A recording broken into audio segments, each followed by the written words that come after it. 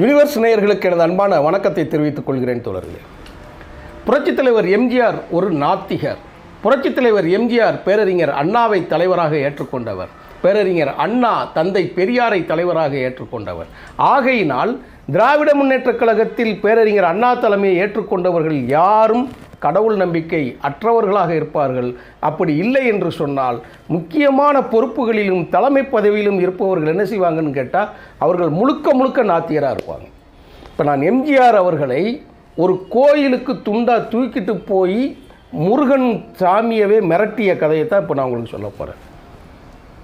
அவர் குண்டடிப்பட்டிருக்க நேரத்தில் வீட்டுக்கு வந்திருந்த சமயத்தில் நான் வழக்கம் போல் சொல்லுவது தான், முழு ஆதாரத்தையும் உங்களிடம் காட்டப் போகிறேன். அதை சொல்ல போகிறேன், பக்க எண்ணோடு நான் சொல்ல போகிறேன். அதில் எம்ஜிஆரை நீங்கள் யாருக்கும் தெரியாமல் கோயிலுக்கு கொண்டு போய் வேண்டி நிறைவேற்றின செய்தி பதிவாகி இருக்கிறது. அந்த பதிவு இருக்கத்தான் நான் சொல்ல போகிறேன். இது வெளியிலெல்லாம் யாருக்கும் தெரியாத செய்தி, எனக்கே புதிதாக தெரிஞ்ச செய்தி தான்.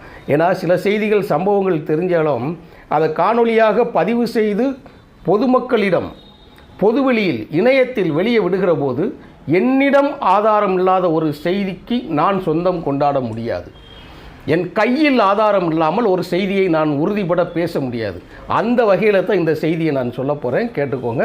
இதுக்கு அடுத்த செய்தியும் ஒரு முக்கியமான, அடுத்த காணொலியில் ஒரு முக்கியமான நான் செய்தி சொல்ல போகிறேன். சரி, எம்ஜிஆர் எப்படி கோயிலுக்கு போயிருப்பார்? எம்ஜிஆர் முதலமைச்சர் ஆன பிறகு மூகாம்பிகை கோயிலுக்கு போனார்.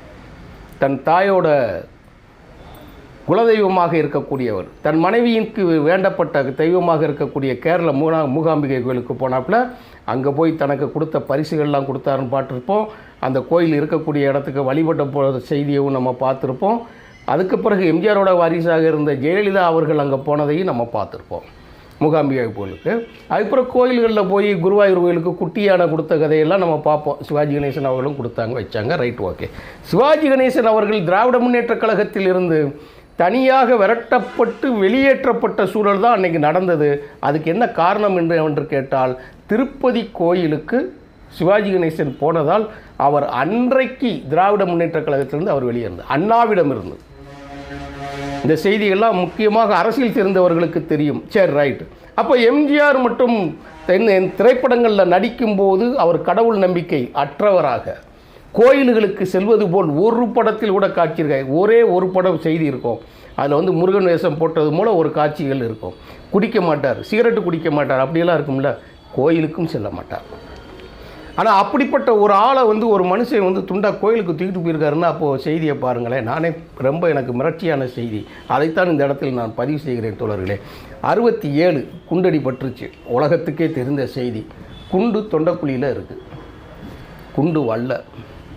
இப்போது எம்ஜிஆருக்கு நெருக்கமாக இருக்கக்கூடிய தேவர் என்ன பண்ணுறாருன்னா, அவருக்கு போய் இந்த செய்தியை கேள்விப்பட்டு நேரடியாக போய், நான் ஏற்கனவே சொல்லியிருக்கேன், 10 லட்சம் ரூபா பணத்தோடு கொண்டு போய் கையில் கொடுத்துட்டு, முருகா நீங்கள் ஆஸ்பத்திரியிலேருந்து நீங்கள் என்னைக்கு வாரீங்களோ, என்ன நிலையில் கண்டிஷனில் நீங்கள் இருக்கீங்களோ, உங்களுக்கு 10 லட்சம் ரூபாய் பணம் என்னுடைய அட்வான்ஸ், நீங்கள் குணமாகி வந்தவுடன் என்னுடைய திரைப்படத்தில் நீங்கள் நடிக்கிங்கிறார். மோட்டிவேஷனுக்காக சொல்லிட்டார் இல்லையா.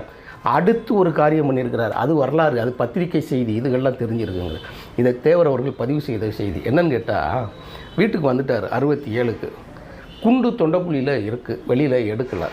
இப்போது எம்ஜிஆரை பார்க்க தேவர் போகிறார், வீட்டுக்கு போகிறார். வீட்டுக்கு போய் அவர் என்ன சொல்கிறாரு, எப்பயுமே ராமச்சந்திரனுங்கிறத எம்ஜிஆர் அவர்களை அவர் என்ன சொல்லுவார்னா முருகான் தான் கூப்பிடுவாராம். அந்த அடிப்படையிலேயே நம்ம புரிவதற்காக எம்ஜிஆர் அவர்களுடைய பெயரை பயன்படுத்துவோம் அப்படின்னு. எம்ஜிஆர் அவர்களே, நீங்கள் நான் சொல்கிற இடத்துக்கு நீங்கள் வரணும், மறுக்கவே கூடாது அப்படின்னு. வாங்க போவோங்கிறாரு. என்ன, எங்கே போகணும்னே என்னன்னு கேட்குறாப்புல எம்ஜிஆர். இல்லை, நான் ஒரு இடத்துக்கு கோயிலுக்கு உங்களை கூட்டு போகிறேன் வைக்கப்பட. இல்லைண்ணே, அது கோயிலுக்கெல்லாம் போக முடியாது, ரொம்ப சங்கடமான சூழல். ரெண்டாவது, நம்ம கட்சியில் அதெல்லாம் சில கட்டுப்பாடுகள் இருக்குது, பொதுமக்கள் மத்தியில் என்னால் ஒரு அவப்பேர் வந்துடக்கூடாது, அதை நான் செய்யக்கூடாதுன்றேன். முருகா, நான் சொன்னதை நீ கேட்பியா கேட்க மாட்டியா? யார்கிட்ட? தேவர் எம்ஜிஆர்கிட்ட சொல்கிறேன். நான் சொல்கிறத நீ கேட்பியா கேட்க மாட்டியா? இது யாருக்கும் தெரியக்கூடாது, அது உங்கள் பாடு, ஆனால் நீ என் கூட வரணும் நீ அப்படின்னு ரொம்ப வற்புறுத்தி கூட்டு போகிறார். வற்புறுத்தல்னா யாருக்கும் தெரியாமல் வேறு காரில் எம்ஜிஆரை மருதமலை கோயிலுக்கு கூட்டிகிட்டு போகிறார். கூட்டு போகிறதுக்கு முன்னாடி அங்கே என்ன நடந்திருக்குன்னு சொல்லி கேட்டால், இதே எம்ஜிஆரிடம் பணம் வாங்கி தான் மருதமலை கோயிலுக்கு மின்விளக்கும் அந்த மாடி மலை மேலே ஏறுறதுக்கூடிய படிகள் இருக்கு இல்லையா, அதை செப்பனிடுற வேலையெல்லாம் செஞ்சுருக்கிறாங்க. அதை செய்ததை திறந்து வைத்தவர் யார் என்று கேட்டால், நல்ல சேனாதிபதி சர்க்கரை மன்றாடியார் என்பவர் அதை திறந்து வச்சுருந்துருக்காரு. அந்த முழு செலவும் எம்ஜிஆர் செஞ்சுருக்கிறார். இதெல்லாம் வெளியில் யாருக்கும் தெரியாது, கல்வெட்டில் கிடையாது. தேவர் மூலமாக முருகனுக்கு செஞ்சது. இப்போ குண்டடி பட்டுருச்சு. அதுதான் தேவருக்கு கோவம் வந்திருக்குது. சாண்டோ சின்னப்ப தேவருக்கு என்ன செஞ்சுருக்காருன்னா, உனக்கு ரோடு போட்டார், உனக்கு மின்விளக்கு போட்டார். அதை அமைச்சராக இருக்கக்கூடியவரே அந்த பொறுப்பில் இருக்கக்கூடிய தக்கார்னு சொல்லுவாங்க இல்லையா, அவங்க வந்து திறந்து வச்சுருக்கிறாங்க. நீ உயிரோடு இருக்கிற காலத்தில் நீ இருப்பது உண்மை என்றால், உனக்கு அவன் செஞ்சது உண்மைன்னா எப்படி அவனை கொண்டு தொடக்கலாம்? இன்றைக்கி பேசவே முடியாதுங்கிறாங்களே, காது கேட்காதுன்னு சொல்கிறாங்களே, குண்டு உள்ளேருந்து வெளியே வரலன்னா. என்ன முருகா, உனக்கு நான் என்ன செஞ்சு என்ன புண்ணியம்? நீ தொண்டக்குழியில் இருக்கக்கூடிய அந்த குண்டு வல்லன்னா எம்ஜிஆரை தூக்கி உள்ள கருவறையில் உட்கார வச்சுக்கிட்டு அவர் சொன்ன வார்த்தையாம். தொண்டக்குழியில் இருக்க குண்டு வல்லன்னா, எம்ஜிஆருக்கு சரி செய்யலைன்னா, அவருக்கு குரலும் காது கேட்கக்கூடிய திறனும் இல்லாமல் போயிடுச்சுன்னா உன்னை குண்டை வச்சு தவிர்த்துருவேன்னு சொன்னாராம்.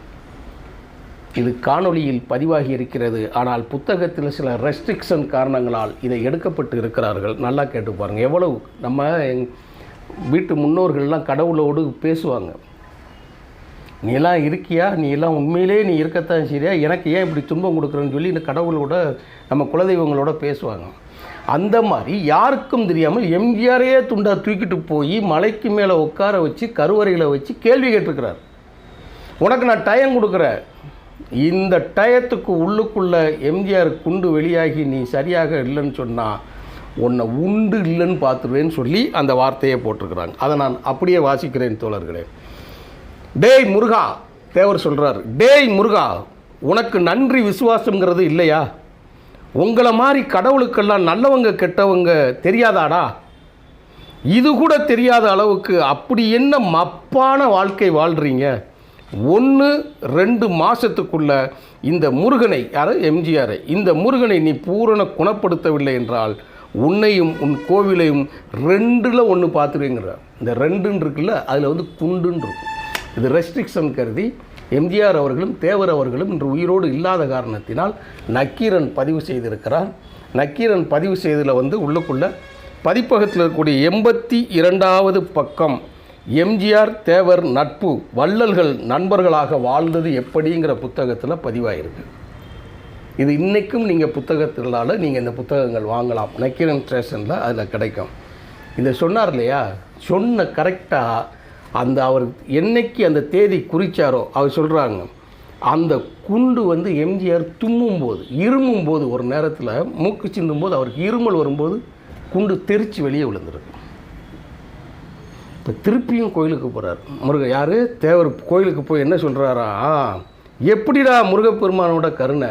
டேய், அவர் முருகனை சொன்ன வார்த்தையா, டேய் முருகா, எப்படிடா உன்னோட கருணை? என் பிரார்த்தனை பழிச்சு போச்சுடா, உனக்கு என்ன வேணுமோ நான் செய்கிறேன்டா அப்படின்னு சொல்லிவிட்டு, நீ கேள்றா, என்கிட்ட வந்து கேள்றா, உனக்கு நான் செய்கிறேன்டா அப்படின்னு சொல்லிட்டு போயிருக்கிறார். இப்போ நீங்கள் 2 விஷயம் இதில் வந்து நீங்கள் பார்க்கலாம். இதே தேவர் அவர்கள் நான் படித்த செய்தியில் ஒன்று சொல்கிறேன். ஒரு ஹோட்டலில் போய் சாப்பிட போயிருக்கிறார், காசு இல்லாத நேரம். அப்போது கடைசி நேரத்தில் வந்து 2 இட்லியும் சாம்பாரும் அதிகமாக வாங்கி சாப்பிட்ற நேரத்தில் அந்த ஹோட்டல் சர்வர் வந்து என்ன பண்ணியிருக்கிறா, சாப்பாட்டு இலையை அப்படியே தூக்கி எடுக்கிறார். உனக்கெல்லாம் மான ரோசம் இருக்குதாடா? சாம்பாரை குடிக்கிறதுக்காக நீங்கள்லாம் வரணுமாடா? இங்கே 2 இட்லி வாங்கி 2 சட்டி சாம்பார் குடிப்பீங்களா அப்படின்னு சொல்லி அவர் கேட்டு திட்டுறாப்புல. ஆனால் அன்னைக்கு இங்கே தேவர் கையில் காசு இல்லாமல் ஆயிடுது. அப்போ செஞ்சார் அந்த ஹோட்டலுக்கார, வேட்டியை உருவக்கூடிய நிலைமை இதே தேவருக்கு வந்திருக்குதான். அழுது கொண்டே அவர் வணங்கக்கூடிய அந்த கோயிலுக்கு போய் தான் அந்த வார்த்தையை சொல்லக்கூடாது, தான் அணிந்திருந்த ஒன்றை எடுத்து அடித்து அழுதுருக்கிறாப்புல. அழுகும்போது ஒரு 10 ரூபா காசுக்கு நீங்கள் வந்து பிரயோஜனம் இல்லாமல் வச்சுக்கலாம், என்னை வந்து நான்லாம் உயிரோடு இருக்கணுமா?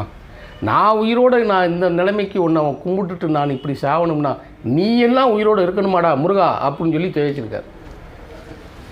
பேசிட்டு வரும்போது அவர் திரும்பும்போது பார்த்திங்கன்னா அவர் மடியில் இருக்கக்கூடிய அந்த தீப்பெட்டி பாக்ஸில் இருந்து ஒன்று கீழே விழுந்துருக்கு. சிகரெட்டு குடிக்கிற பழக்கம் அதுகளில் இருக்குமா, அந்த இதில் விழுந்த உடனே அதில் இருக்கக்கூடிய அந்த பின் அட்டையில் வந்து இப்போ பைசா சொருவாங்க. நீங்கள் பழைய காலத்து ஆளுகள் இருந்தால் தெரியும். நீங்கள் 50 ஆண்டுகளை கடந்த ஆளுகளுக்கு வயசில் இருக்கிறவங்களுக்கு தெரிஞ்சு அவங்க என்ன செய்வாங்கன்னா தீப்பெட்டி அட்டை பின்னாடி இருக்கக்கூடியதில் 2 ரூபா தாள், 5 ரூபா தாள், 10 ரூபா தாள், 1 ரூபா 2 ரூபா தாள்லாம் மடித்து வைப்பாங்க. அப்போ ஒரு கீழே விழுந்த உடனே அது என்ன செஞ்சுருக்குன்னா அந்த இதில் இருந்து எப்போயோ வச்ச 1 ரூபா அதை அப்படியே தெரித்து அதே 10 ரூபா வந்ததாக ஒரு செய்தியை பதிவிட்டிருக்கிறார் அந்த இதில். அதிலிருந்து தான் அவர் தீவிர முருக பக்தராக இருந்தது. அந்த 10 ரூபாய் தான் அவருடைய வாழ்க்கையவே மாற்றியதாக வரலாறு இருக்குது. அந்த நம்பிக்கை அடிப்படையில் தான் இன்றைக்கி எங்கே கொண்டு வர்றாரு, நேராக எம்ஜிஆரையே கூட்டிகிட்டு போகிறார். இதே சம்பவம் இன்னொரு சம்பவம் நடக்கும். இந்த புத்தகத்தை எழுதிய ஆசிரியருக்கு ஒரு சம்பவம் நடந்ததாக நான் படித்திருக்கிறேன். என்ன செய்யணும், அது இந்த புத்தகத்தில் கிடையாது, நான் படித்திருக்கிறேன். அந்த இதோட சேருது எப்படின்னு கேட்டிங்க அப்படின்னா, சென்னைக்கு வந்தாச்சு, வழி இல்லை, குடும்பம் நடத்த வழி இல்லை, மனைவிக்கு காசு கொடுக்கறதுக்கு வழி இல்லை, ஊரில் இருந்து கூப்பிட்டு போகிறாங்க புத்தக ஆசிரியரை. வந்து எக்மோர் ட்ரெயினுக்கு வந்துட்டாப்புல, வழி அனுப்பி வச்சுட்டாப்புல.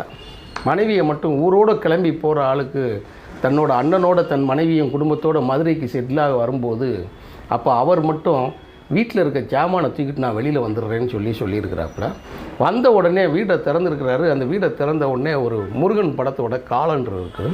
அந்த காலண்டரை அவர் பார்க்குறாரு. காலண்டரை பார்த்த உடனே இவர் சொல்கிற செய்தி அப்படியே தலையில் அடித்து காரி துப்பியிருக்காப்புல. நீ எல்லாம் சாமி படம் என்னன்னு சொல்லி நீ எல்லாம் இருந்து என்னடா புண்ணியம் அப்படின்னு சொல்லிட்டு இப்படி உன்னை நம்பி ஊருக்கு வந்து என் பொண்டாட்டி பிள்ளைகளோட தெருவில் அனுப்பி ரிட்டர்ன் போக வச்சுட்டியே, நான் கும்பிட்டதெல்லாம் வேஸ்ட்டாக அப்படியெல்லாம் சொல்லி நம்பி அடித்து கேட்டால் அப்படியே படுத்துருக்கிறார். காலையில் 5 மணிக்கு வீட்டோட கதவு தட்டப்படுற சத்தம் கேட்டதான். அந்த சத்தம் கேட்டு திரும்பின ஒருத்தர் வந்திருக்காரு. என்னையா வாங்க, உன்ட்ட ஒரு கதை இருக்குன்னு சொன்னேன்ல அப்படின்னு சொல்லி கூப்பிட்டு போய் அந்த கதை 5000 ரூபாய்க்கு விற்றதான். மறுநாள் இவர் கையில் இருக்கக்கூடிய கதை அவர் தான் அந்த புத்தகத்தை எழுதியிருக்கிறார். ஆனால் இந்த புத்தகத்தில் அந்த செய்தி கிடையாது, எல்லாம் ஒன்றா இருக்கக்கூடியது. ஆசிரியர் பேர் கலைஞானம். அவர் சொன்ன பதிவு இதில் என்ன இருக்குதுன்னு கேட்டிங்கன்னா, இதை நான் சொல்கிறதுக்கு என்ன காரணம் இருக்குதுன்னு சொல்லி கேட்டிங்கன்னா, ஒவ்வொருத்தங்களுக்கு இருக்கக்கூடிய நம்பிக்கை ஒருத்தருக்கு யாருக்கும் வீண் போகாதுன்னு சொல்லுவாங்க. ஆனால் நான் சொல்கிற நான் இருக்கேன் இல்லையா, நான் கடவுள் நம்பிக்கை அற்றவன், எனக்கு இன்னும் நம்பிக்கை வரல. அப்படியெல்லாம் மாயதந்திரம் நடக்கிறது மாதிரி எனக்கு செய்தி இல்லை. நான் எனக்கு நடக்கும் நன்மையோ தீமையோ அதற்கு முழுவதும் நானே பொறுப்பு என்று நம்புகிறவன். அப்படி ஒரு மாயசக்தி என்னை எந்த இடத்துலையும் என்னை காப்பாற்றினதா நான் உணரவில்லை. அதனால் நான் முழுமையான நாத்திகனாக இருக்கிறேன்.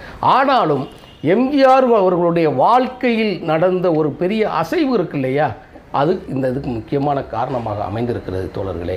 அந்த வரலாற்றைத்தான் இந்த இடத்தில் நான் யூனிவர்ஸில் பதிவு செய்வதற்கு பெருமைப்படுகிறேன். அடுத்த காணொலியில் நான் ரொம்ப முக்கியமாக எம்ஜிஆர் கட்சி ஆரம்பித்து பெரிய அளவில் ஜெயிச்சிட்டார்.